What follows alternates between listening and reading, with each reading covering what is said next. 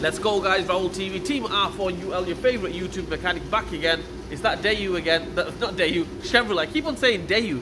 Chevrolet Matiz. We're going to go ahead and replace the rear brake light bulbs or any light on the rears. This is how we replace it. I mean, the same principle. Let's go. Let's do it.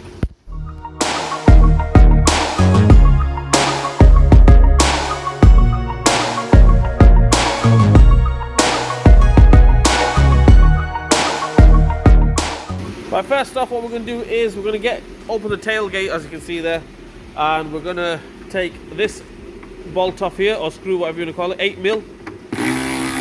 That one off, one here, that one off. Hopefully that whole light should come straight off. Okay, the next bit, there's no two ways about it. I mean, you need to get some brute strength in there. I mean, if it's been off before, it might be a little bit easier.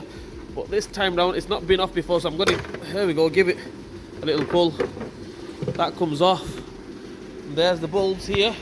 If you want, you can go ahead and replace both of the bulbs, but we're just going to replace the brake light bulb. There we go, just twist and comes off. And then just take the bulb off. Obviously, I need two hands. Okay, we need to twist, press down, and then twist anti-clockwise. That will come off. Replace the bulb, stop and tail, basically. That's what we need on this.